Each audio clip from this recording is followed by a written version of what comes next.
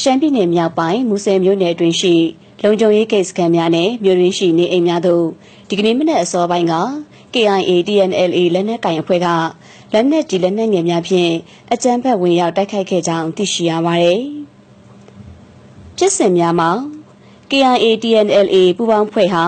မနက်9:00 နာရီခန့်မှစတင်၍မူဆယ်မြို့နယ်ရဲတပ်ဖွဲ့ဝင်များနဲ့နမ်ခမ်းမြို့မှပြည်သူ့စစ်ဌာနေတပ်ဖွဲ့ဝင်များပူးပေါင်းလုံခြုံရေးဆောင်ရွက်လျက်ရှိတဲ့မူဆယ်မြို့နယ်ပန်ခန္ဓာအားအင်အား90ခန့်ကအရှိတောင်ဘက်မှ၎င်းမူဆယ်မြို့အတွင်းရှိနမ်ခမ်းမြို့မှပြည်သူ့စစ်ဌာနေတပ်ဖွဲ့ခေါင်းဆောင်ဦးဝိုင်းဆန်ရဲ့နေအိမ်တဝိုက်အားအင်အား30ခန့်ကအရှိတောင်ဘက်မှ၎င်းမူဆယ်မြို့နယ်ရဲတပ်ဖွဲ့ဝင်များနဲ့နမ်ခမ်းမြို့မှပြည်သူ့စစ်ဌာနေတပ်ဖွဲ့ဝင်များပူးပေါင်းလုံခြုံရေးဆောင်ရွက်လျက်ရှိတဲ့မန်ဝင်းဂိတ်အားအင်အား10ဦးခန့်က၎င်းမူဆယ်မြို့ပန်ကန်တရာနီရှိနောင်ရန်ကျေးရွာအားအင်အားစစ်စစ်ဆဲက၎င်းလက်နက်ကြီးလက်နက်ငယ်များဖြင့်အကြမ်းဖက်ပစ်ခတ်တိုက်ခိုက်ခဲ့သဖြင့်မိမိဘက်မှပြန်လည်ခုခံတိုက်ခိုက်ခဲ့ရာမနက်၈နာရီခန့်မှာတောင်ဘက်သို့ဆုတ်ခွာထွက်ပြေးသွားခဲ့ပါသည်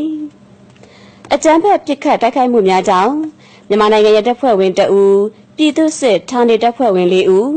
အပြစ်မဲ့တိုင်းသားပြည်သူအမျိုးသား12ဦးအမျိုးသမီး2ဦးစုစုပေါင်း19ဦးသေဆုံးခဲ့ပြီးရဲတပ်ဖွဲ့ဝင်3ဦးပြည်သူ့စစ်ဌာနေတပ်ဖွဲ့ဝင်6ဦးအပြစ်မဲ့တိုင်းသားပြည်သူအမျိုးသား19ဦးအမျိုးသမီး2ဦးစုစုပေါင်း29ဦးထိခိုက်ဒဏ်ရာရရှိခဲ့ကြောင်းသိရှိရပါတယ်။တမတော်စစ်ကြောင်းများကနေမြေလိုက်လံရှင်းလင်းဆောင်ရွက်လျက်ရှိကြောင်းသိရှိရပါတယ်ရှင်။